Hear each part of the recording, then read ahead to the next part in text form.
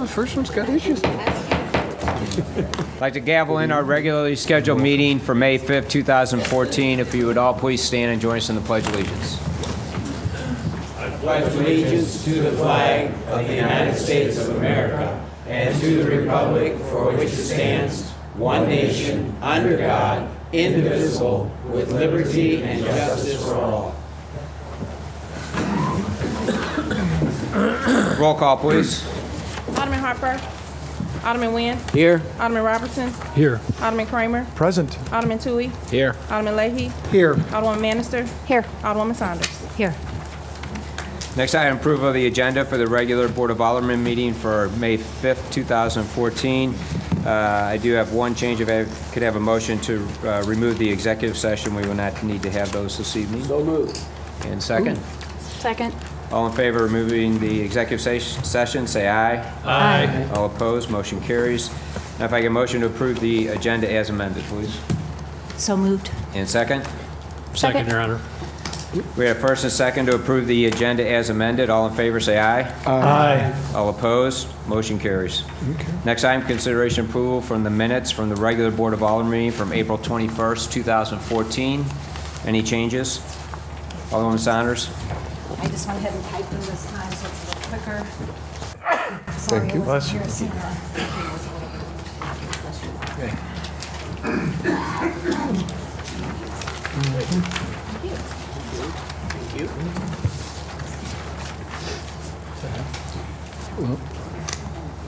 Good, thank you.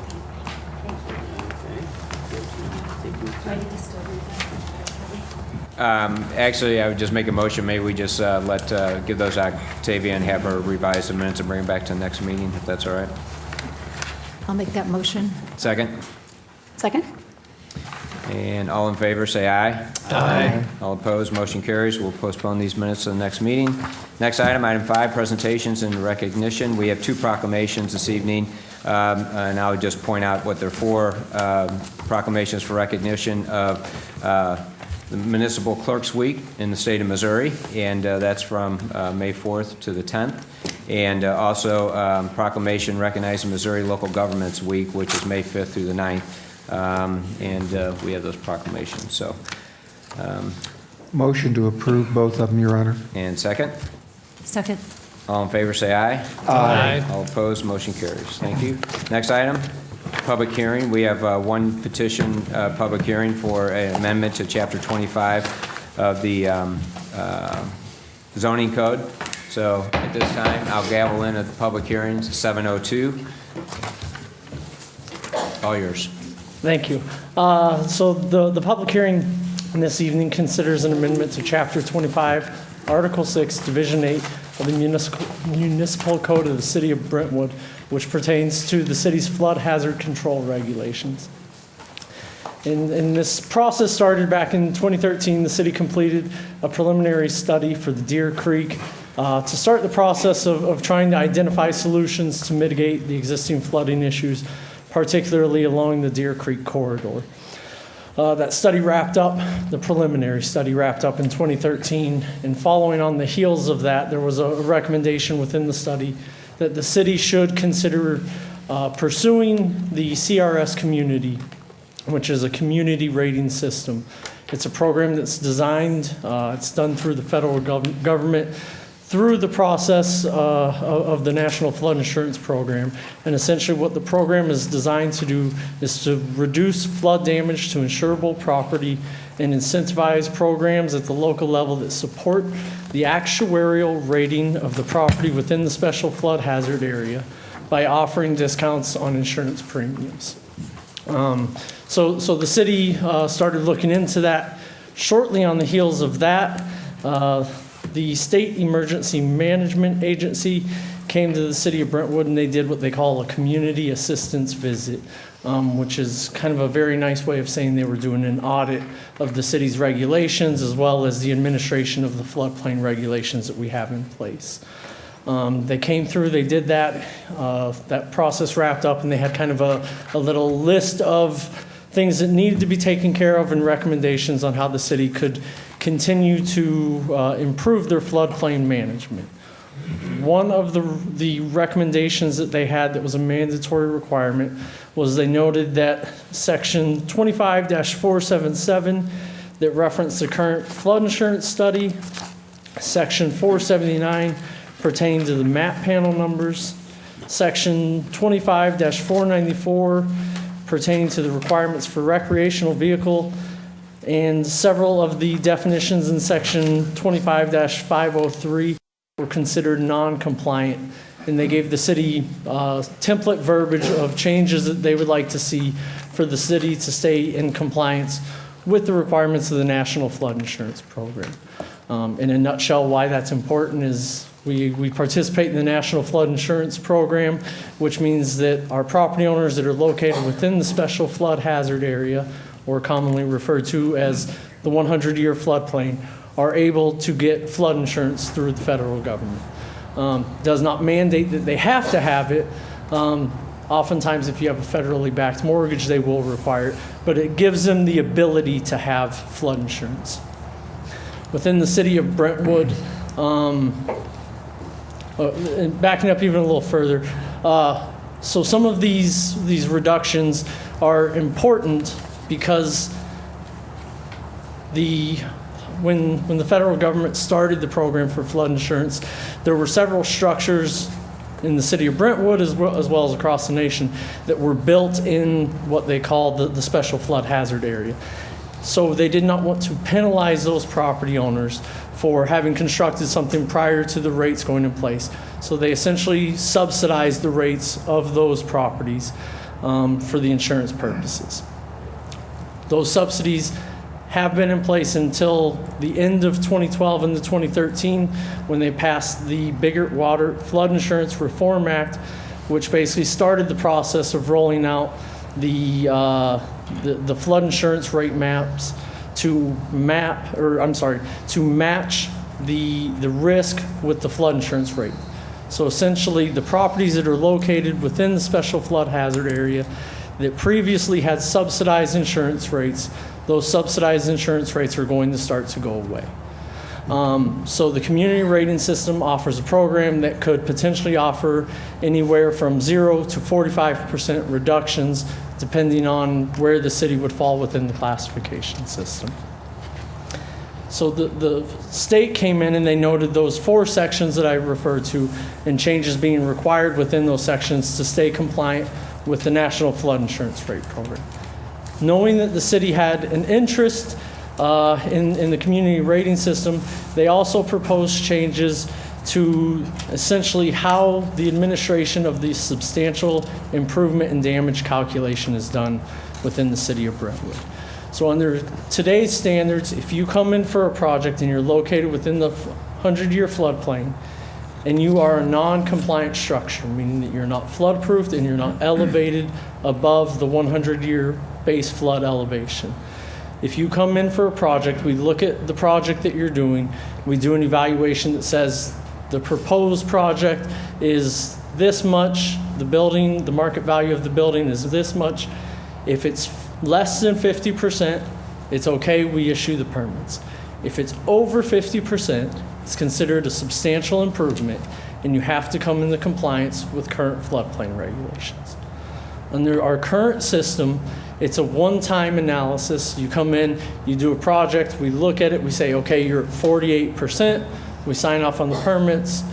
But if you were to come in 6 months or 12 months later with a different project, it's an entirely different analysis that's done each time.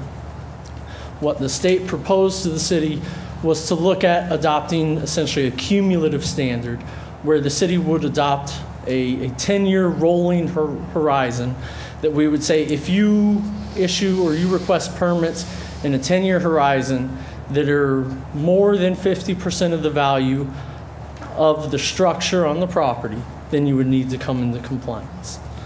And so that's kind of the second part of that. That part, it is not a mandated change. It is an optional change that the city would consider. However, it would promote the city getting larger discounts potentially in the future through the community rating system.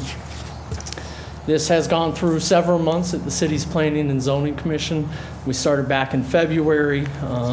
At the February meeting, the main thing that the commission asked is that we send out notification letters to all the property owners who are potentially going to be impacted by that. I think we have been very successful, to say the least, in making sure that they are all very well aware of what's going on. That conversation continued into March, and then in April, we had continued discussion. At the conclusion of the April meeting, there was a motion made to recommend approval of both the required changes as well as the optional changes to the definitions for substantial improvement and substantial damage. That motion was seconded.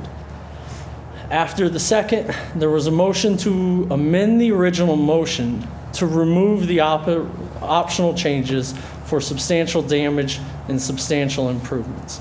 That motion died for lack of a second. So then they took roll call upon roll call. There were 2 commissioners that voted in favor of the change and 5 commissioners that voted against the change. So with the proposal, there's basically a negative recommendation for both sets of changes that have come from the Planning and Zoning Commission. And as such, for the board to do anything under section 25-74 of the city code, we would need a vote of 3/4 of the Board of Aldermen to overturn any action or any recommendation of the Planning and Zoning Commission. Okay. Anybody have any questions at this point? Alderman Leahy? Justin, your first pending bill is a bill on the recommendations from FEMA. Yet your Planning and Zoning Commission says, we don't think that we want to adopt this. Yet you're telling us that that's a bill that we need to adopt in order to stay compliant with FEMA? That is correct. Where's the misunderstanding from the Planning and Zoning group? I would have to speculate to some degree, but if I were to speculate, I would say in how the motion was done is where the confusion came in. The meeting, the April meeting, started with the discussion that there were no objections by the commission to those first set of required changes. I think when the initial motion was made to move it forward with everything in there, I think that's where the confusion maybe set in. All right. Let me ask a question, if I can, on Section 3 of the first bill. This deals with recreational vehicles. Am I correct that, for the sake of orientation, the Sure Lock and Storage area is in the 100-year floodplain? I believe Right down so. here at the bottom of the hill of Manchester. Right, yes. They do have parked vehicles and boats parked in the back part of that lot. If we pass this ordinance, this says that the recreational vehicles can only sit for 180 days. What's that do to this business that offers the parking service? Well, I would say the first point that I would make on that, there's no change in the verbiage here. The only change is currently in this section says, it says 1 and then it says A, or, so in part A, where there's the and on the first line, that was previously B. And then B was previously C.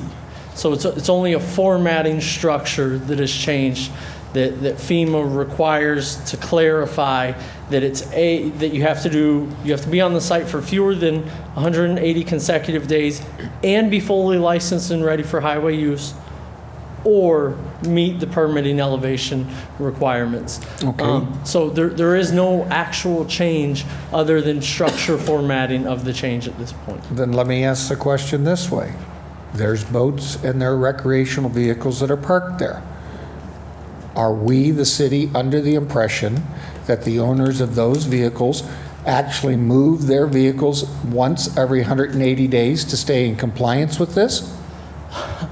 We have no inspection records that say we have been looking at this whatsoever. Not that I have seen. I think from a floodplain administration standpoint, the primary thing that we're concerned about with this is if a flood comes, that we can move that vehicle out of the way readily, quickly. Okay. Alderwoman Saunders.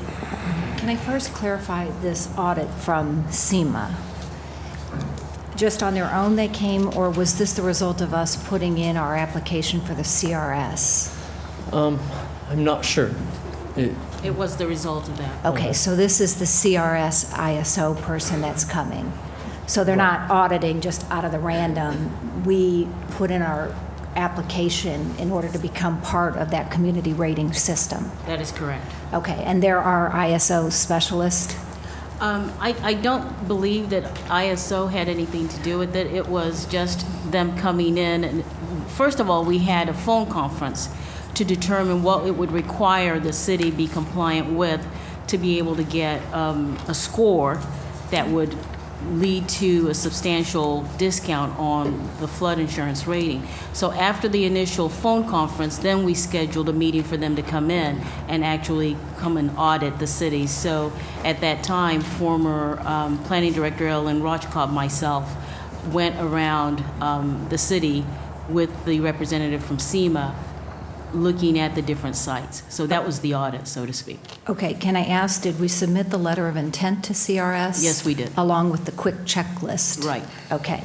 What was the result of that? Where did we fall points-wise after that first initial checklist? Well, we received a report that identified areas where we were deficient. There wasn't a point assigned at that point. They gave us an opportunity to come into compliance with areas where we were deficient. So that's what started that whole process. You know, though, do we have the 500 points just needed to enroll in this particular program? We do. So we already have those points? Right. Okay. So then this audit was at our initiative to be part of this program, which we did initiate, which is a good program. I just wanted to clarify that. And then as far as the first section of the first bill, that they also voted no, planning and zoning, is this mandatory? Are you telling me that, and the word FEMA was used, is this mandatory for us to continue as part of the National Flood Insurance Program? That is correct. So we will no longer be part of that program. You can't qualify for CRS if you're not part of if you're not qualified Right. for the NFIP. Correct.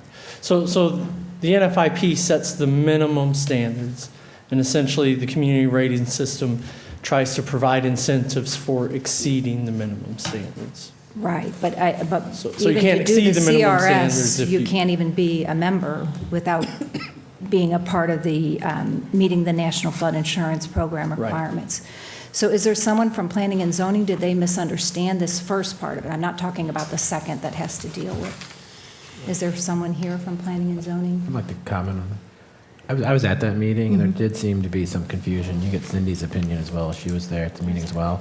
But the motion was made, and then seconded, and then they amended the motion, and I think people on the planning and zoning were confused that meant they were voting for this first bill. Okay.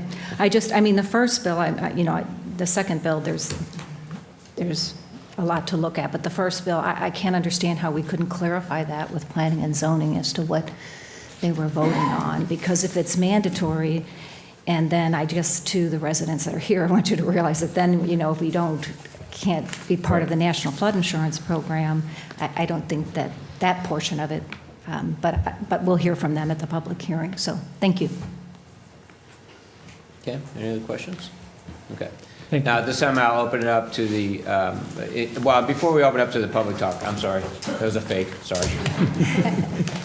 Just to clarify, I think, to put it more in a little simpler terms, is that, again, the first bill are mandatory requirements that we need to do in order to try to stay compliant with the flood insurance program. The second one, the primary issue, and having talked to a number of the property owners, not primary, but the issue is the way of calculating the improvements to the building.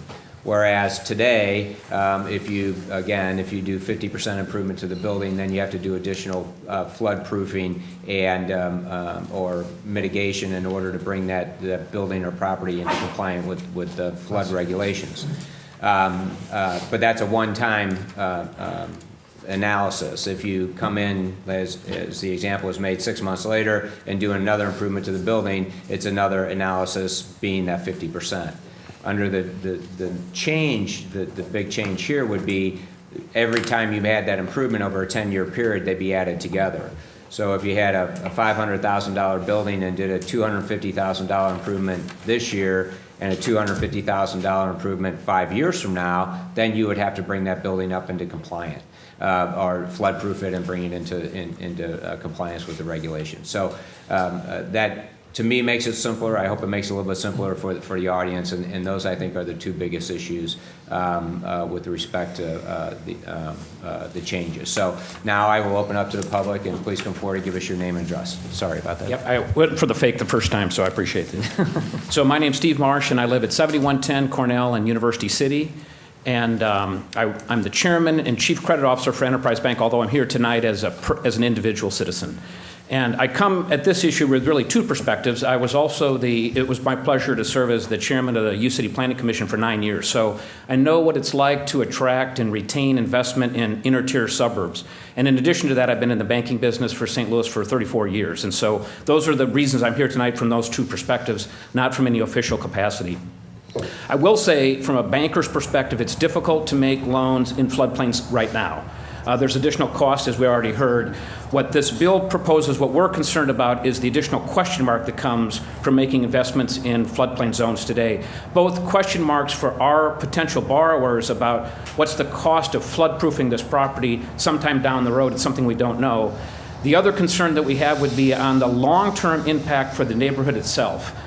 Will you see a gradual, unintended disinvestment in the community as a result of it, because people are unwilling or unable to make long-term investments in the property? So my concern would be, I'm not an expert on flood regulations. My concern would be that the council take into consideration what it's like to make economic decisions with these kind of question marks out there. It's hard to go into a floodplain, and if there's questions about what it means to become flood-proofing a building, what it means in terms of there's no carve-out for economic feasibility. So those are major question marks for the bill and its impact on the community long-term, and those would be my concerns.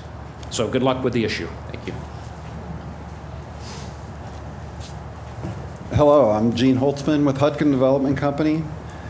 We manage and operate over 2 million square feet of commercial real estate in St. Louis County and St. Charles County, with about a little bit over 200,000 square feet located in Brentwood Industrial and in Handley Industrial. The owners we represent, as well as uniformly, unanimously, every other property owner we've spoken with in the last 2 months, are not just concerned about the cumulative substantial improvement trigger for floodproofing. Alarmed, panicked, other words along those lines come to mind. We see a world of implications, unintended consequences, and issues associated with that, which I'll try to summarize and address just briefly, only a handful of those key concerns. But before I do, I want to make a broader, more general point. I think it's clear, whether it's in business or public policy or any kind of policy decision at all, that it's necessary in order to make an intelligent, informed judgment, to have information. And I have to say, frankly, that I'm sort of stunned that this has had this level of consideration. And I'm speaking specifically just about the cumulative substantial improvement trigger for floodproofing, with very little information that even allows a sort of understanding of what the impact, what the implications are. I don't think, as best as I could find out in asking the questions repeatedly, I don't think that it's known how many properties are in the flood zone, what the potential cost of floodproofing would be, how many of those have no physical or economic ability to perform floodproofing, because using ours as an example, preliminary looks from 2 different engineers say very simply, you can't floodproof them. We can't raise the elevated floors, that's out of the question. And the other mechanisms, which is a little bit hard because I haven't been able to get clarity on that as well, that would be available for floodproofing, we're also told probably can't apply in any functional way to those properties. I don't think that anybody knows the extent of the properties that couldn't comply, even if it made any kind of economic sense. I don't think that anybody knows of those properties that at least physically, functionally would be capable of complying. How many of those it wouldn't be economically viable? If a home is worth $150,000 and it costs $400,000 to floodproof, it's still not going to happen. If a commercial property, if the cost of floodproofing exceeds the value of the property or any economic rational analysis of investment, it still is not going to happen. So I also think that there's no information on the chain reaction of the potential loss of values, the potential loss of property taxes related to loss of values.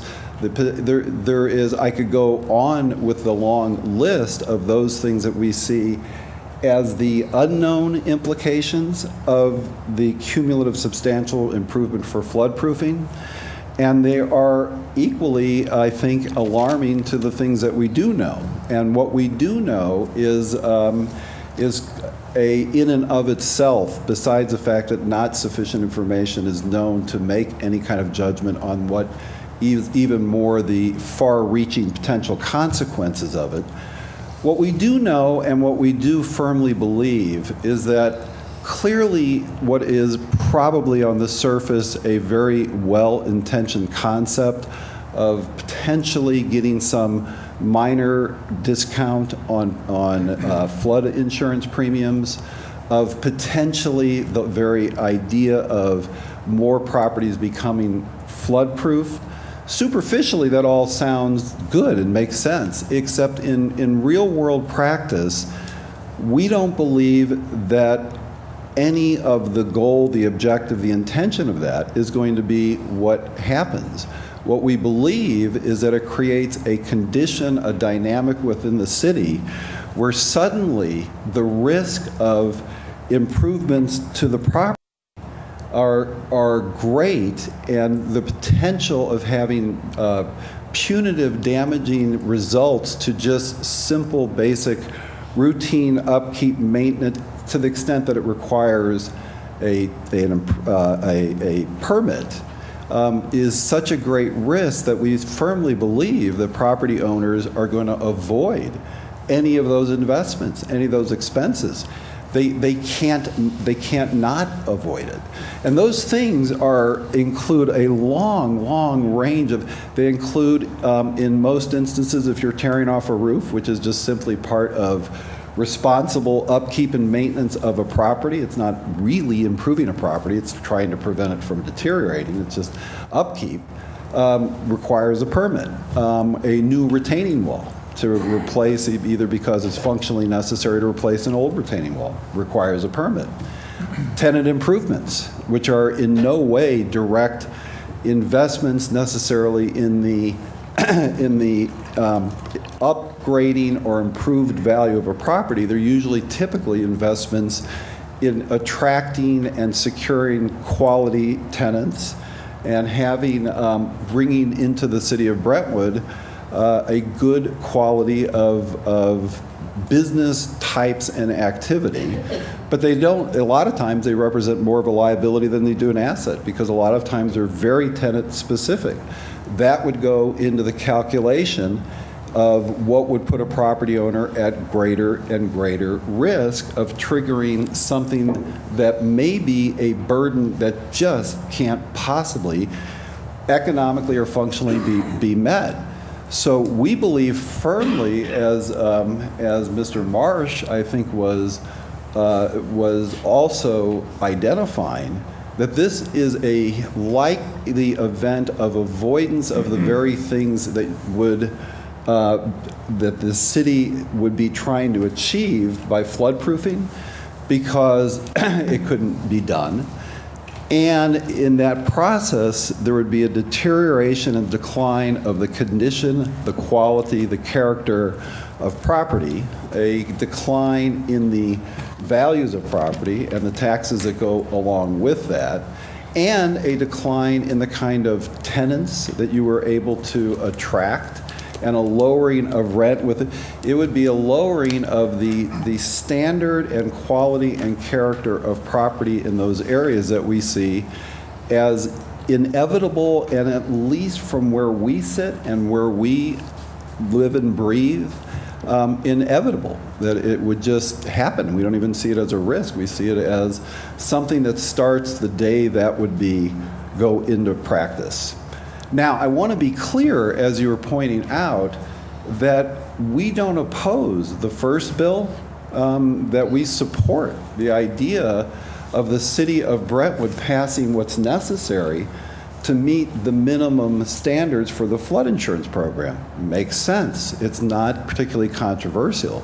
What we oppose is obviously the second bill, and we think for two reasons: the unknowns, and the unknowns are extensive and very far-ranging, and the knowns that I just identified a handful of, that we think will have a world of damaging unintended consequences as part of passing it, if it were passed. So we urge for both of those reasons for that portion of for that bill to be voted down.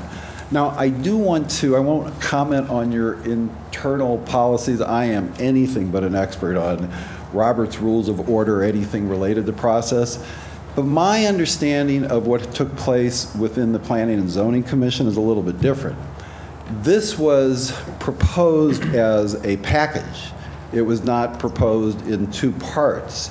And I think that what happened was there was clear lack of sentiment to in any way support the package.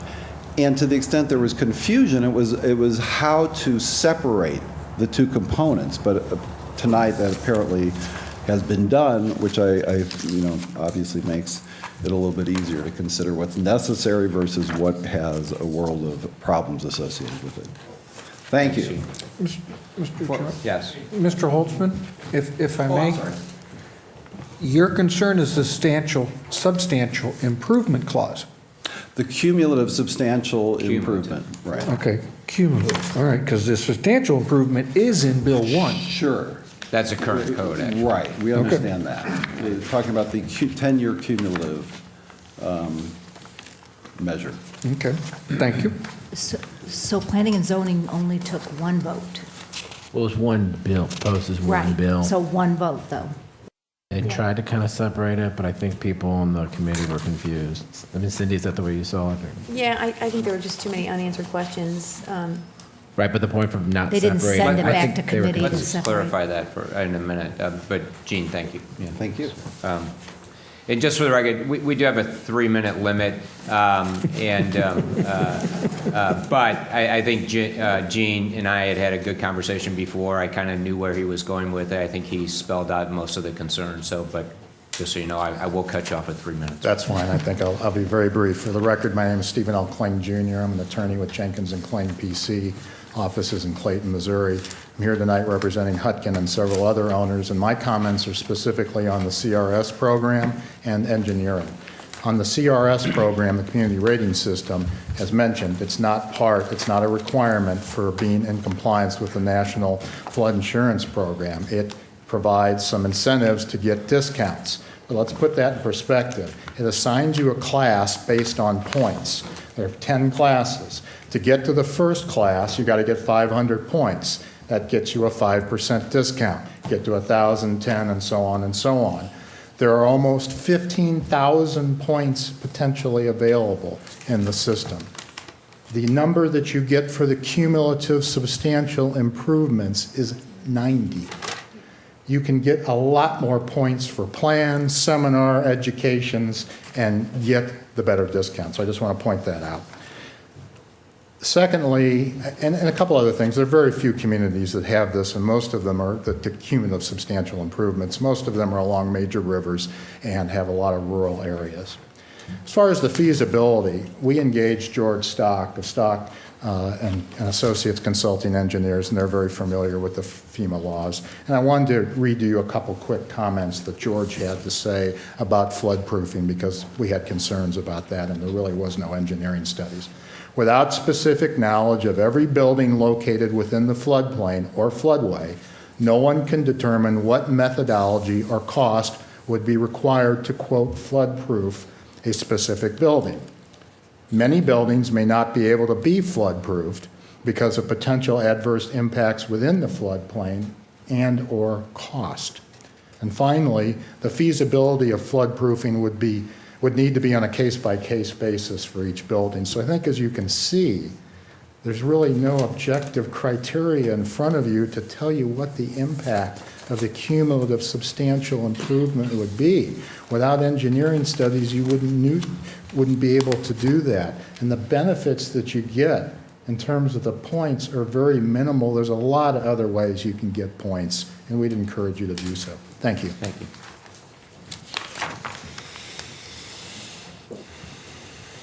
Good evening. My name is Lindsay Renlin. I'm an attorney with McCarthy, Leonard & Kammer in Town and Country. I represent DDR Corp., which is the parent company of GS Brentwood LLC, which owns Brentwood Promenade. Tonight, we adopt and echo many of the concerns regarding the cumulative effect of the definition of substantial improvement. So I'll shorten my time in that regard. We certainly adopt and echo the comments that have been made here tonight thus far. The one point that I would like to add with respect to Brentwood Promenade that we have concern with respect to the unknowns is the potential for a development such as Brentwood Promenade that is partially in and potentially partially outside of that floodplain. If that cumulative effect is then triggered, do we floodproof the entire development, even the part that is not within the floodplain? Obviously, I think it's evident how expensive that would be for us given the size of that development. That's the only main concern that we wanted to add to the comments that have already been made here tonight with respect to the definition of the cumulative substantial improvement. Thank you.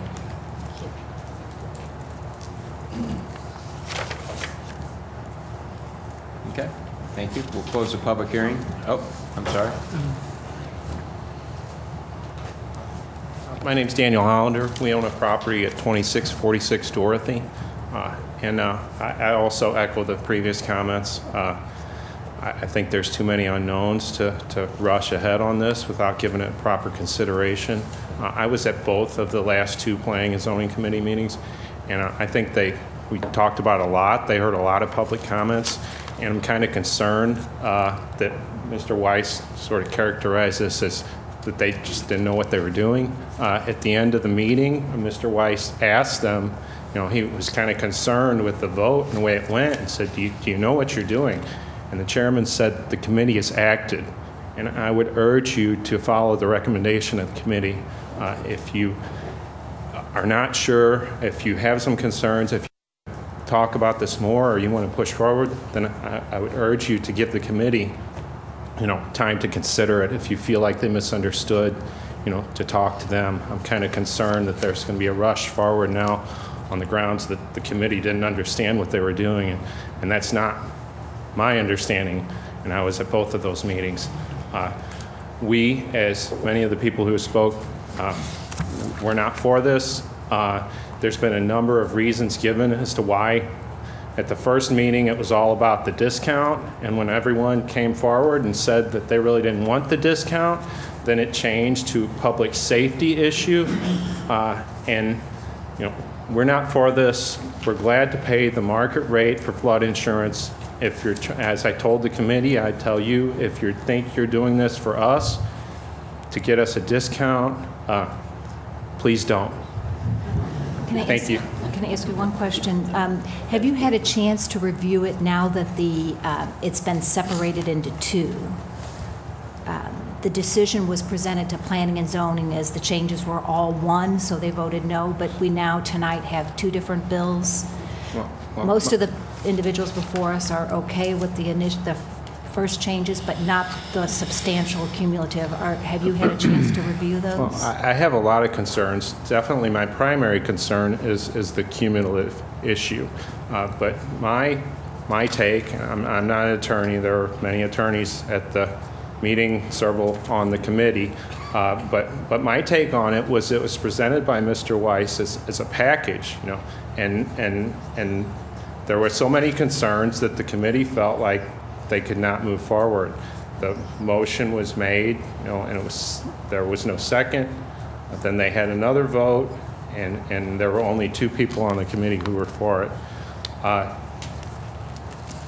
Okay, thank you. Thank you for that answer. I appreciate it. Yes, sir.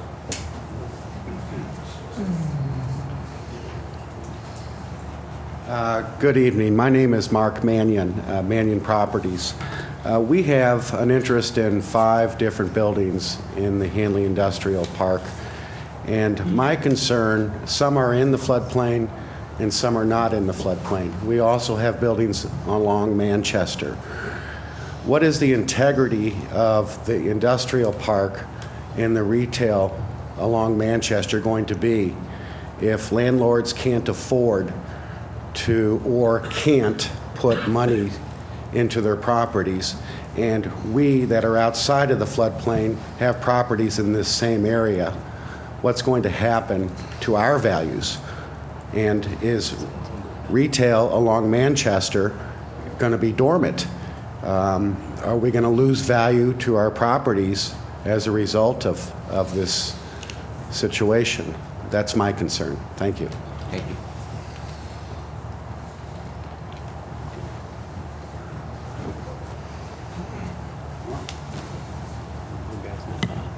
Good evening. My name is Joe McAuliffe. I'm an attorney. I represent a property owner, Hanley Corners LLC.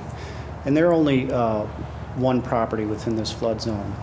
However, he thought it was important enough and impactful enough for him, he's out of town today, that it'd be necessary. Could you speak louder? Could you speak a little louder? Sure. And he thought it was important enough that I show up tonight on his behalf to express his intention that the second bill with regard to the continuous substantial improvement not be adopted, for all the reasons that have previously been stated today. I don't think that there's any question from most of the property owners that such an ordinance or bill would not be in not only the city's best interest, but the property owners as well. So that's it. Thank you. Bill.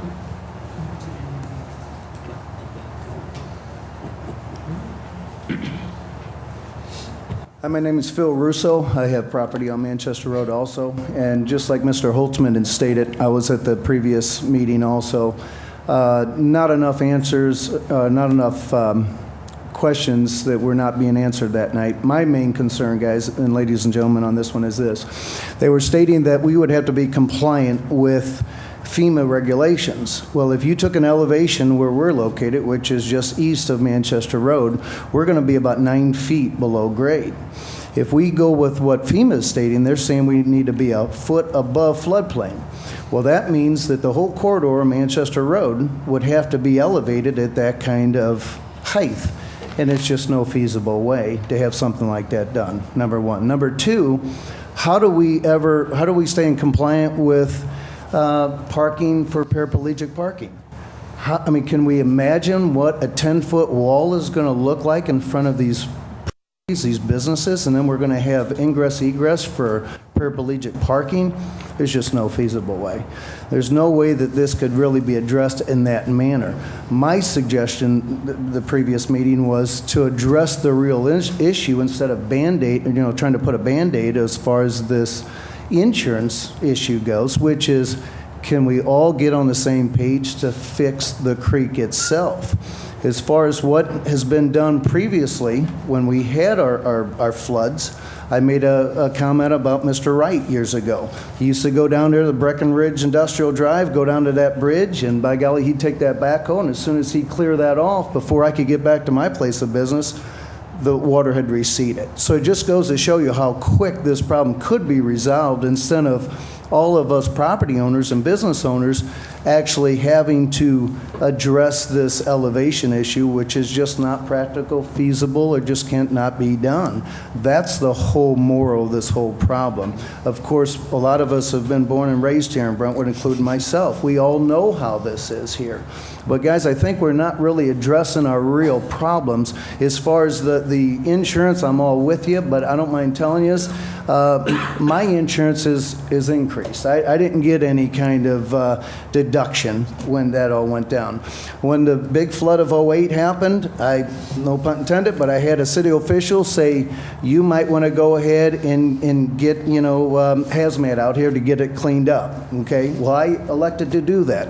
$45,000 later, after I paid their bill, come to find out it wasn't even my affluence, it was in the contamination. But we, of course, paid it because we're the one who signed the contractual agreement to have it done. So point being is, I really think we really need to just take a step back at this real problem and try to, instead of Band-Aiding this insurance issue, really maybe try to address it as a whole as far as the creek issue. And don't get me wrong, I understand this isn't a Brentwood issue. This is a lot of municipalities that are in rows. But for us to be able to be in compliant with this, there's just no feasible way. Thanks for your time. Okay. Close the public hearing, and we'll have more discussion when we get to the bills in just a little bit. Next item on the agenda, bids. We have none this evening. Item number 8, hearing of any matters of public interest upon any persons present. If anybody would like to address the board, please come forward and give us your name and address. Pat Ebling, 1430 Peacock Lane, Brentwood Forest. When Manhasset was torn down several years ago, Richmond Heights insisted that Eager Road was theirs, and they were going to use only Eager Road for their trucks. They even had a sign on McCutcheon, no construction traffic. McCutcheon is their road. They, however, were going to repave Eager Road when they were finished, and they did, but they charged Brentwood for half of it because half of Eager Road belongs to Brentwood. That isn't what they said in the first place.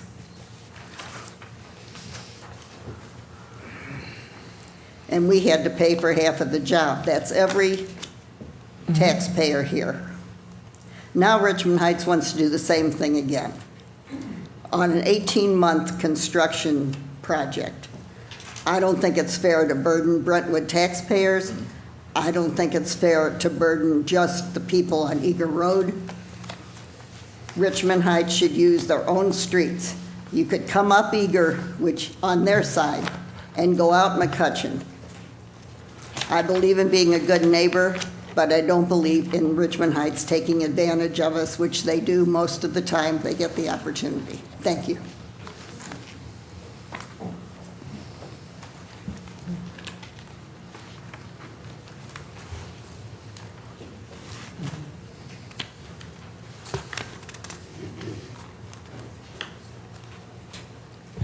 Good evening. My name is Cecilia Nangle. I live at 9212 Eager Road, right across from Shafford Woods, which is in Richmond Heights. And I totally agree with what Pat Eberly just said. It was a disaster when they tore down Manhasset Village, and they've maintained the property very well. I mean, the grass is cut, everything's done, the trees are taken care of. But to put this burden on us, where we have to pay for half of the road, is to me insane. And let them do exactly what Pat said. Let them come up their side of the road and then go out through McCutcheon. Plus that, I hope you people realize if they build 800 apartments there and you give a car and a half to each apartment, think of what it's going to do to the people that live where I live on Eager Road. This is really an issue for all of us in this community. And as far as I'm concerned, if they're going to burden us with this, let them pay for it. Thank you very much. Maybe you two can hurry up and make it to their meeting. It started at 7:30. Two of their meetings, and they didn't have it on there, and one time it was supposed to start at 6, and it started at 6:30, and I came back from Chicago, and I wasn't going to stay. But I've been to 2 meetings so far. Thank you. Thank you. I'm Dorothy Needles. I live at 9040 Swan Circle in Brentwood, and I just want to echo and agree with the two ladies before me. Thank you.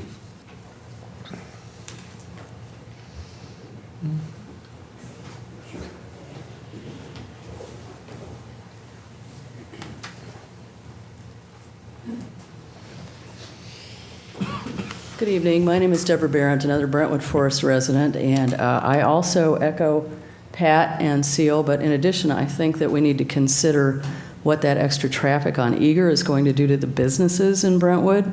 Brentwood Square is going to be impacted by big trucks and cement trucks rolling down Eager and coming out around rush hour when people are trying to come out of these businesses or get into them.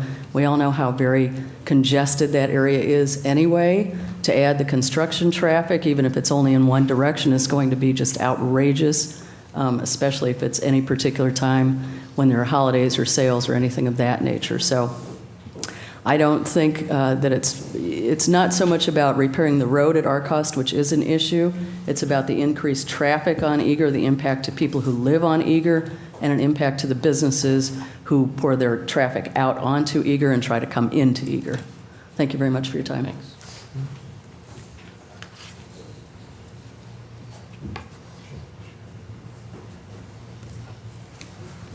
Carol Schmidt, and I live at 1414 Oriole Place. I agree with everything that's been said. Brentwood Forest is a huge complex, and we need that extra entry and exit. The dust and trucks and noise is going to be huge, and ripping up the streets on our side is just another issue I don't think we need to contend with.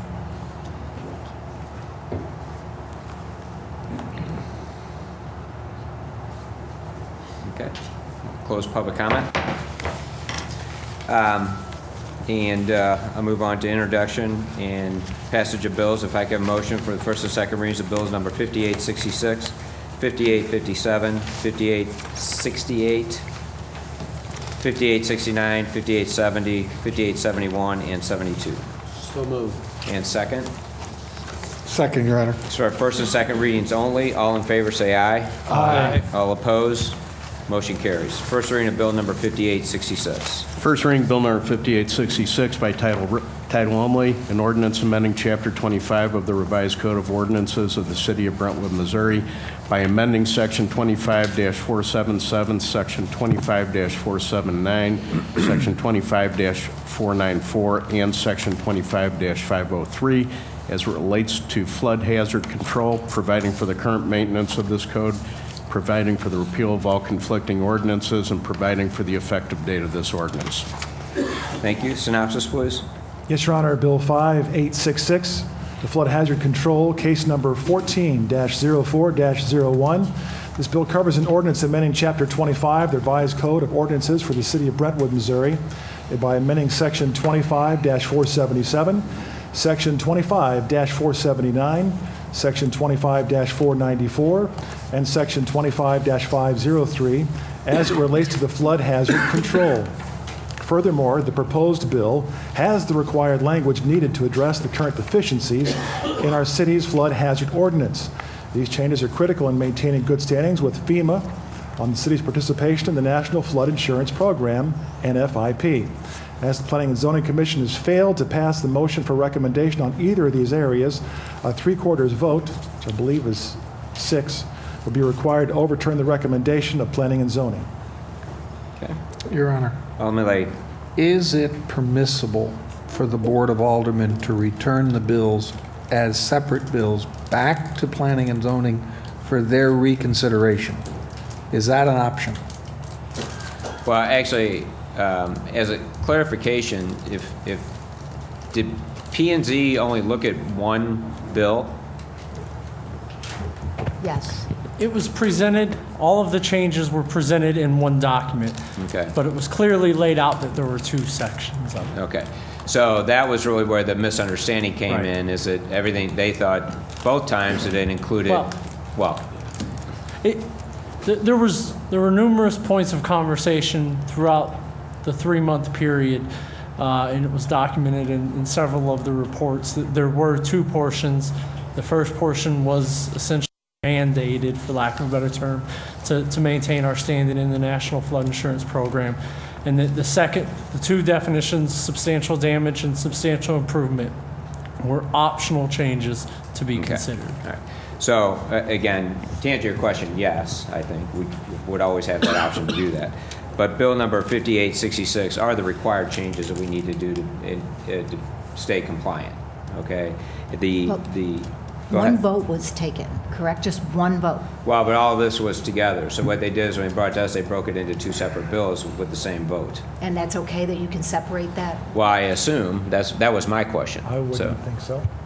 I can't give you a specific answer to that. I was under the impression that this was voted as two separate bills I actually in thought it was committee. too. And I am a little bit concerned about the confusion over the manner in which it's come to the board. I thought it was all Okay. of us. I did Your too Honor. until I got Alderman there. Lay. Same here. The next question arrangement, if we return this back to planning and zoning to straighten out the issue and work it through with better communication, is there a time element that the city of Brentwood is under in order to rectify these deficiencies to stay compliant with FEMA? The answer to that is yes. However, it's May 22nd, I believe is the date. However, I'm fairly confident we could get an extension to that. I want to add something to that. I think if you're at the meetings and have listened to everyone's comments, no one here really objects to Bill 5866. The controversy is over 5867. If we send it back, we have a lot of people here who've incurred a lot of attorney's fees. They're going to go through this process again. And it's ultimately going to come to us with a recommendation for 5866 and a negative recommendation for 5867. We know where it's going to go. We can take the vote tonight without having all these residents incur more fees for attorneys and show up at more meetings and go through this again. I understand what you're saying, Alderman Toohey. Again, I look to Frank. This is illegal. I've never seen this where... My concern is there doesn't appear to be any clarity as to exactly what planning and zoning voted on. As I'm hearing this now, they voted with a negative recommendation to one bill. Exactly. And it's now been broken out, and I don't think you can necessarily equate that to this being what they recommended or didn't recommend. Exactly. Two new bills. I agree. I would agree.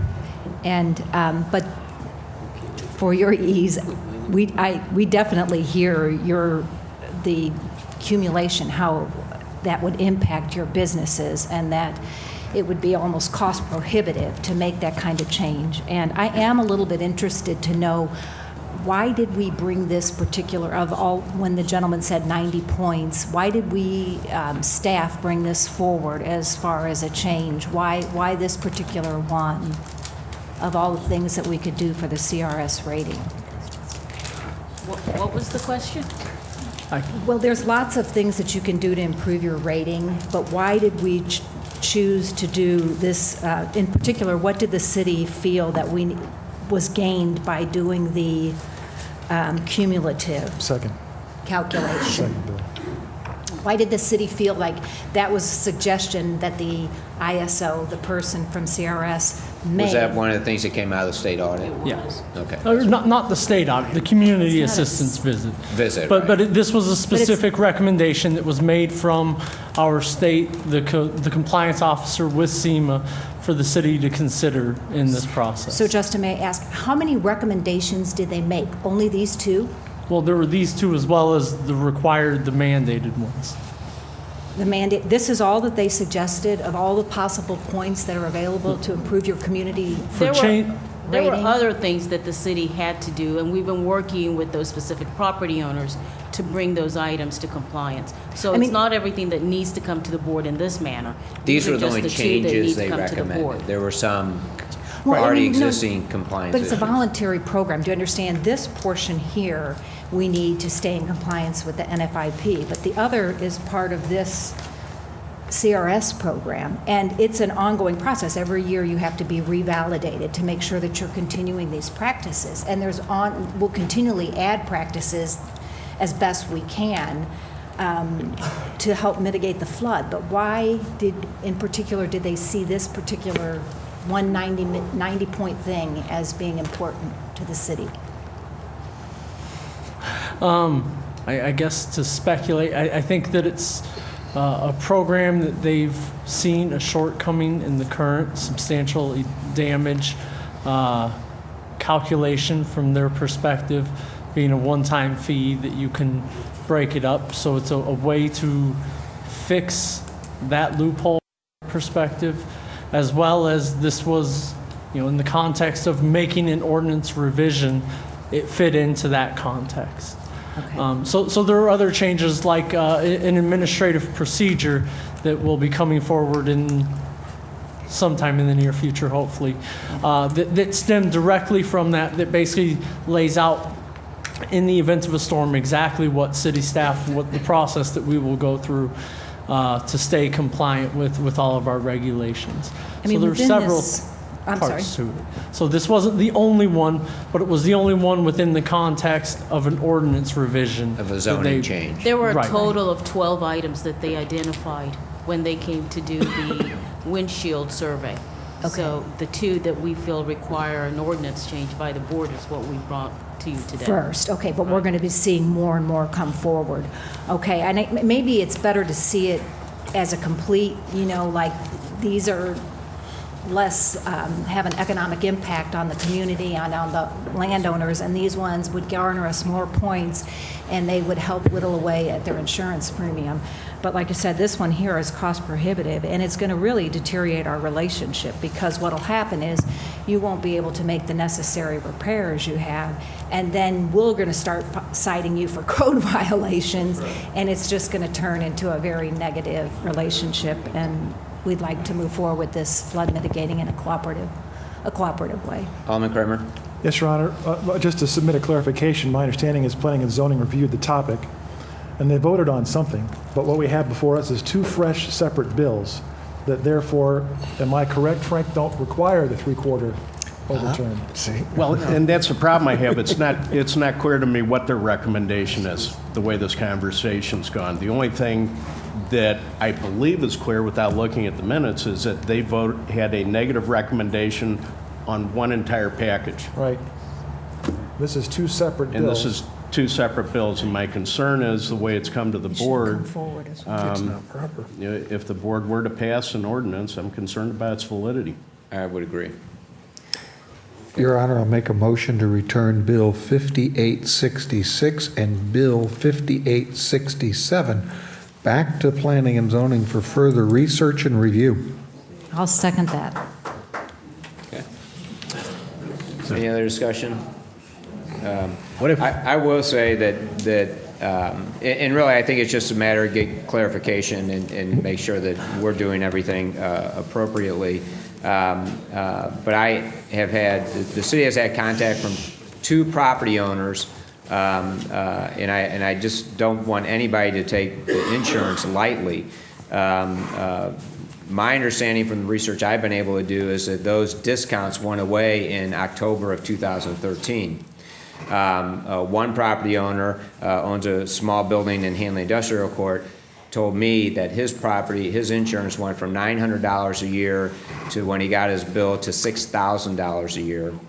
We had another applicant come in who was looking to purchase a building on Manchester Road, who said that the 5,000 square foot building that he was looking to purchase and renovate for his office, 5,000 square feet, his flood insurance was going to be $17,000 a year. So these were real numbers, and so the insurance is something, and I agree with the property owners with these bills and the issues that you have here. But the federal government is wanting property owners to make investments in these properties so they're not making these claims all the time, is what it boils down to. And so this may be one of those issues where they're getting us one way or another, and I'm talking about us as a community. They did reinstate the flood insurance discounts to homeowners after the administration got so many complaints from homeowners, but I have not been able to find anything that says they reinstated those discounts for commercial properties. So the flood insurance issue is a real issue. And maybe as property owners, you may want to check with your carriers and those processes as you go forward. And I'm just doing that as an informational thing. This is information that was brought to myself directly, and then also to the city with the other individual that was looking at that building on Manchester Road. But I think we need to make sure, especially when we're dealing with zoning codes, that we are doing it the appropriate processes. I think if they were voted on one bill, we can't break that into two separate ones here at the Board of Alderman level. We need to have them P&Z make a recommendation on a specific bill to bring forward for us to vote on. And we need to make that clarification and have that brought back to us. So, Your Honor, one other question, if I may. Justin, if both bills would be approved, would the 10-year plan start with the approval of the ordinance, or would your office be going backwards into records?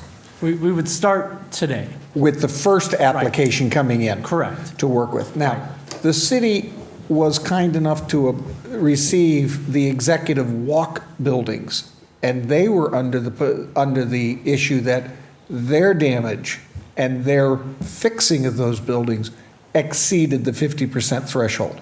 Where did that requirement come from? That is the existing requirement, that the damage on a one-time basis on those properties exceeded 50%, so they had to be brought up to current standards. Thank you, sir. Alderwoman Saunders. I agree with you, Mayor Kelly, that the insurance premiums, and as you all know, I mean, you know what you have to pay and so forth, but this CRS plan, they assign us a coordinator, and it's supposed to be a community-wide program. There's a training class that's offered that you can bring in for the elected officials, but it also, this particular specialist is supposed to work with the businesses and individuals, just even on your own anyway, even if they're, like, for instance, a business association does certain flood awareness things, it can help increase our points, which once again counts towards your discount. So there may be other ways, you know, maybe we could have some kind of community program so that we can educate and find more ways other than this one with the changing the definition, where we can help increase our points and therefore get a discount for your insurance. Okay. So we had a motion and a second to send this back to P&Z. Roll call, please. Alderman Nguyen? Yes. Alderman Robertson? Yes. Alderman Kramer? Yes. Alderman Tui? Yes. Alderman Leahy? Yes. Alderman Bannister? Yes. Alderman Saunders? Yes. Your Honor. Alderman Kramer. So a point of clarification, they're going to get one proposal again, and they're going to bring it back to us as one, or bring it back to us as two? No, I think they need to vote on these two separately. Okay. The motion was for the two different bills. That's not what I heard. No, he said I send cited both both back. bills. Okay. And just as a point of clarification, I have a motion to put bills number 5866 and 5867 on hold then. So moved. And second? Second, Your Honor. All in favor, say aye. Aye. All opposed, motion carries.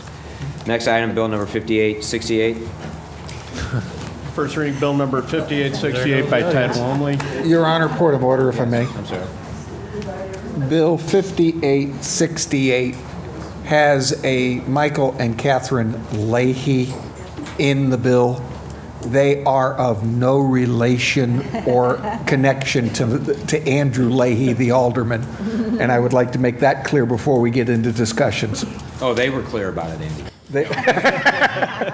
If I was them, I would be too. I couldn't resist, sorry. Thank you, Your Honor. Nice. First reading, bill number 5868 by title only. An ordinance authorizing the city administrator to enter into temporary construction easement agreements between the city of Brentwood and Children's Home Society of Missouri, Michael D. and Catherine A. Leahy, and Brentwood School District. Okay, synopsis, please. Yes, Your Honor, the synopses for the Litzinger Road Improvement Project. The project was authorized by ordinance number 4300. The City of Brentwood has planned an improvement project along Litzinger Road. Subject improvement includes resurfacing of Litzinger Road and a new sidewalk on the north side of between Brentwood Boulevard and McKnight Road on Litzinger. The Surface Transportation Program (STP) grant will be funding of 80% funding of the right-of-way. That acquisition cost will also include a 20% funding by the City of Brentwood. There are several negotiated easements with property owners. Subject bills 5868 and 5869. Okay. Any questions? Alderman Leahy.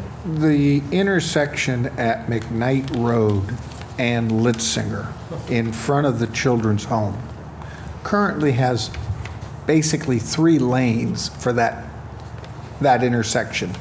The eastbound lanes on Litzinger, a straight lane that takes you across McKnight, and a right-hand turn lane.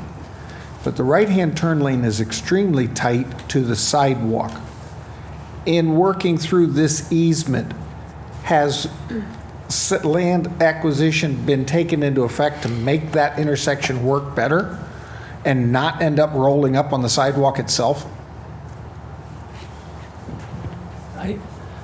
I think that in general, we're going to have minor improvements through there. Minor. Well, I don't think you're going to get, a full, desirable turn lane in there with, a 4-foot tree lawn and then a sidewalk in there. But it will be an improvement over current conditions. Well, it should be able to shift a little bit to the south. We'd have to look at it into that specifically, hillside. but I think it would have to meet standard lane configurations. Right. So We have been talking to home, so they are aware of the design plans and will be what's being in used agreement with it. as a right turn lane today was never designed to be a right turn. Exactly. This is just It became a right turn. And at times you get people standing in the sidewalk wanting to cross the street and people making rights that they're almost on top of each other. Right. Okay, thank you. Second reading, please. Second reading, Bill number 5868 by title only, an ordinance authorizing the city administrator to enter into temporary construction easement agreements between the city of Brentwood and Children's Home Society of Missouri, Michael D. and Catherine A. Leahy, and Brentwood School District. Okay, motion, please. Motion to perfect Bill 5868 into ordinance form, Your Honor. And a second. Second. First and a second. Roll call, please. Alderman Nguyen? Yes. Alderman Robertson? Yes. Alderman Kramer? Yes. Alderman Tui? Yes. Alderman Leahy? Yes. Alderman Minister? Yes. Alderwoman Saunders? Yes. Bill number 5868 is now ordinance number 4531. Thank you. First I'd like to reading. thank the school district for donating their property. First reading of bill number 5869, please. First reading, Bill number 5869 by title only, an ordinance authorizing the city administrator to enter into a permanent sidewalk easement agreement between the city of Brentwood and Brentwood School District. Thank you. Synopsis, please. Or, well, this is just for the same thing. Yeah, once again, Your Honor, it's the permanent sidewalk easement agreement for Parcel 9. The Litzinger Road Improvement Project covers the ordinance authorizing our mayor or city administrator to enter into that permanent sidewalk easement agreement between the city and the Brentwood School District. Okay. Motion, please. Motion to perfect Bill 5869 into ordinance form. Your Honor, we only have one reading. Yes. Second reading. Sorry. Second reading, Bill number 5869 by title only, an ordinance authorizing the city administrator to enter into a permanent sidewalk easement agreement between the city of Brentwood and Brentwood School District. Thank you. Now I will make my motion, Your Honor. Thank you. And second? Second. We have a first and second. Roll call, please. Alderman Nguyen? Yes. Alderman Robertson? Yes. Alderman Kramer? Yes. Alderman Tui? Yes. Alderman Leahy? Yes. Alderwoman Manister? Yes. Alderwoman Saunders? Yes. Bill number 5869 is now ordinance number 4532. Thank you. Before we get off it, Bola, have we resolved the issue with the county at Litzinger? And Yes, we have. Thank you. This was an additional easement we needed from St. Louis County. First reading of bill number 5870, please. First reading, Bill number 5870 by title only, an ordinance authorizing the mayor and/or city administrator to execute an agreement on behalf of the city of Brentwood, Missouri for dispatch and holding services to be provided to the city of Rock Hill for police, fire, and ambulance calls by the city of Brentwood, Missouri. Synopsis, please. Yes, Your Honor, this is, in a manner of speaking, a product of our ACDC agreement. Bill 5870 is an agreement with the City of Rock Hill for dispatching and holding services to last until June 1st, 2014. The bill is for an ordinance authorizing our mayor or city administrator to enter into an agreement, that's with the City of Rock Hill, for dispatching and holding services until June 1st. Current agreement with the City of Rock Hill expired on March 31.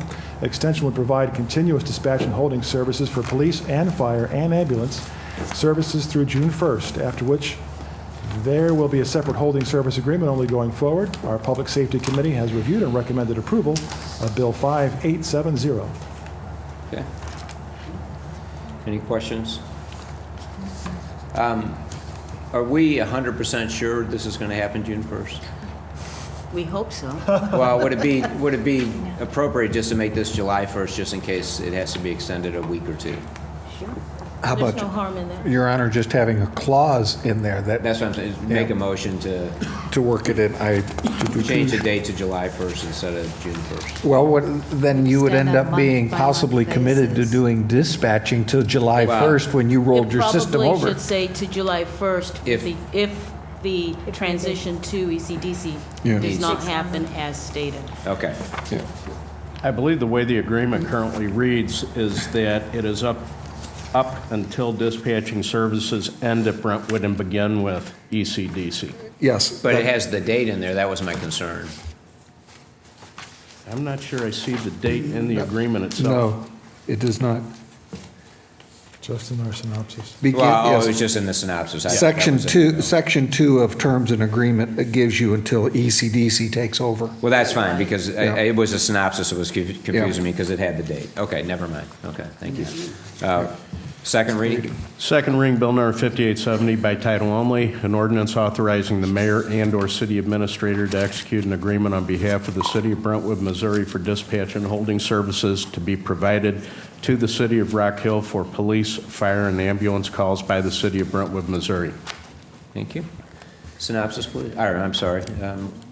Motion to perfect Bill 5870 into ordinance form. Second, Your Honor. We had a first and a second. Roll call? Alderman Nguyen? Yes. Alderman Robertson? Yes. Alderman Kramer? Yes. Alderman Tui? Yes. Alderman Leahy? Yes. Alderman Bannister? Yes. Okay. Ordinance. Bill number 5870 is now ordinance number 4533. Thank you. First reading of bill number 5871, please. First reading, Bill number 5871 by title only, an ordinance of the city of Brentwood, Missouri authorizing the mayor and/or city administrator to enter into and execute a sponsorship agreement with Whole Foods Market, providing for authorization to use the name, materials, and logos, and providing for the effective date of this ordinance. Synopsis, please. Your Honor, Bill 5871, the new joint program with our Whole Foods in Brentwood, to make it or bake it, presented by Whole Foods. Bill covers an ordinance authorizing our mayor or city administrator to enter into an agreement with Whole Foods for a new parks program called Make It and Bake It, presented by Whole Foods Market. The Parks and Recreation Department has secured a sponsorship with Whole Foods for a program the city would like to offer starting this month, May of 2014. Our Public Works Committee has reviewed and recommended approval of Bill 5871. Great. Any questions? Second reading, please. Second reading, Bill number 5871 by title only, an ordinance of the city of Brentwood, Missouri authorizing the mayor and/or city administrator to enter into and execute a sponsorship agreement with Whole Foods Market, providing for the authorization to use name, materials, and logo, and providing for the effective date of this ordinance. Okay. Our motion, please. So moved. And second? Second, Your Honor. First. Second, Your Honor. Thank you. We had a first and a second. Roll call, please. Alderman Nguyen? Yes. Alderman Robertson? Yes. Alderman Kramer? Yes. Alderman Tui? Yes. Alderman Leahy? Yes. Alderman Bannister? Yes. Thank you. First reading, I'm sorry. Bill number 5871 is now ordinance number 4534. Thank you. First reading of bill number 5872. First reading, Bill number 5872 by title only, an ordinance of the city of Brentwood, Missouri authorizing the mayor and/or city administrator to execute the attached 2014 Community Development Block Grant Municipal Housing and Community Development Supplemental Cooperation Agreement. Synopsis, please. Yes, Your Honor. Bill 5872, the Municipal Housing and Community Development, CDBG, Supplemental Cooperational Agreement. The bill covers an ordinance authorizing our mayor and our city administrator, the city of Brentwood, to execute the attached 2014 Community Development Block Grant Municipal Housing and Community Development Supplemental Cooperational Agreement. Say that 10 times fast. Each applicant is approved, and they may receive up to a maximum of $5,000. They're forgiven home improvement loans to low and moderate income homeowners. A public hearing was scheduled June 17, 2013, and held over until June 14, 2013, when the rescheduled Board of Aldermen met to discuss the allocation of $20,000. Okay. So we'll have another public hearing for this round in June? Okay, is that right? Okay. Second reading? Second reading, Bill number 5872 by title only, an ordinance of the City of Brentwood, Missouri authorizing the mayor and/or city administrator to execute the attached 2014 Community Development Block Grant Municipal Housing and Community Development Supplemental Cooperation Agreement. Okay. Motion to approve 5872 in ordinance form. I do appreciate the city doing this for the residents. And second? Second. Okay. Did you have a question, Alderman Saunders? I just wanted to make sure we did this last year, but that we exclude them from permits and that are related to this specific, Right. the grant money, the improvement I that they're believe making the with board it. authorized us to do that Okay, last I just wanted to make sure it was going forward. Thank you. Okay. All right. You have a motion, but you have no second. Oh, I'm sorry. I thought we did. Second. No, we had, Yeah. I thought you. Second. You and Lee? Lee? No, did he say, did you second? We have a second. Thank you. I'm sorry. Glad to do that. Yes. First, we had a first and a second. Roll call, please. Alderman Nguyen? Yes. Alderman Robertson? Yes. Alderman Kramer? Yes. Alderman Tui? Yes. Alderman Leahy? Yes. Alderman Minister? Yes. Alderman Saunders? Yes. Bill number 5872 is now ordinance number 4535. Thank you. Next item, counts against the city. Alderman Kramer. Yes, Your Honor. We are very fortunate to have one of our low amounts in quite some time for the City of Brentwood warrant list, the amount of $29,526.36, including $8,235.10 in pass-throughs. I'd like to make a motion for approval. Okay. Any questions? We have a second. Second, Your Honor. Spend the money. All in favor of approving the warrant list as submitted, say aye. Aye. All opposed, motion carries. Next item, I actually just have one item, just to give the board an update. Today, we did have an emergency call with one of our public works employees. We were repairing a sewer lateral over on Bridgeport. It happened just shortly after 1 o'clock. Our employee climbed down into the hole that they had dug and stepped into the mud at the bottom and sank immediately up to just above his knees. Could not get out of the suction from the mud and in there. Public Works employees called fire department, said they had a situation.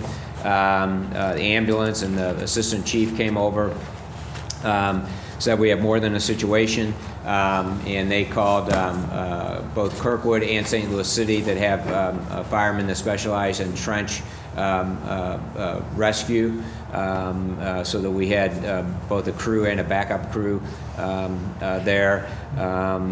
They restabilized. It wasn't the sides of the walls, but they put additional shoring in there, and then proceeded to slowly remove or excavate him from the ground. He was finally able to be taken out at about 3:30, so he was there for almost 2.5 hours. He was put into a harness device so that he didn't sink into the mud any further. It was almost kind of like a quicksand is what he was standing in, and again, couldn't be pulled out. So all went well. He went to the hospital as precaution. He's been released, and as soon as he pulled out, he was able to stand and walk, and so everything worked out well, and they all did a great job. So we appreciate both the fire and the police department for the work that they did today, and it was a good outcome. So, okay. Other than that, I don't have anything further to report tonight. Public Works, Public Safety Committee. No report. Public Works Committee. No report, Your Honor. Director of Planning, anything further? No report. Ways and Means has a meeting Wednesday this week. So would you be able to post this and have them see if, I guess we had to check the processes to see if they have to actually start the process over, if they can reconsider these bills. You mean P&Z? P&Z, what'd I say? Ways and Means. Sorry, P&Z. They both have and. So P&Z is their meeting's on the 14th. I'm sorry. So we're a week and a half out, which Okay. actually works out fairly well for sending this back to them. Okay. Because maybe we could have those at the next meeting then if they could re-vote on them. We'll see. Right, okay. Well, and that's what I'm afraid of. You may have to start the process over again, right? Okay, which means public notice and so forth.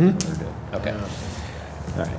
And that is planning and zoning, not Ways and Means. Thank you. Okay, Ways and Means Committee? But, Your Honor, we do have that meeting you mentioned this week on Wednesday at 5:30 here in Chambers. Okay, thank you. City Attorney? No report, Your Honor. Thank you. City Clerk Administrator? No report, Your Honor. Excise Commissioner not present. Library? No report. Municipal League, nothing to report. Historical Society? Nothing. We do not have a closed session. Any unfinished business? I will address one item because I failed to do it under my report and earlier, the concern with Richmond Heights and their development over on Eager Road. I will reach out to the city of Richmond Heights and talk to them. We have always had a good working relationship with Richmond Heights. I think it's important to maintain that. We don't want a situation where if we make something too restrictive that in the future they do the same to us, not allowing our trucks to come in on Eager Road when we need concrete and those kinds of things for sidewalks and Hanley Industrial or in Brentwood Forest and those kinds of things. So, I will talk to them and see what we can do to address some of those issues. And see if we can get those resolved. Your Honor? Alderman Leahy. Could you also inquire as to why they're doing the density of population that they're anticipated? I know it's not within our jurisdiction, but can the city of Brentwood at least chime in that maybe the density that they're looking at for this project may be excessive and that should have some concern and at least ask them to consider it? I mean, the worst they can do is tell us no. Right. I will talk to them. Yeah. Okay. Your Honor, if I could, just add one little point to that. There, tonight was the vote, possible first and or second, maybe just the first reading for Phase 1 only. So it's 4-phase development. And the way I understand the planning and zoning recommendation is 1 and 2 will get possible approval. But before 3 and 4 happen, which is the denser extra 500 unit portion, they have to come back with a traffic study. We're talking about maybe a couple years down the road.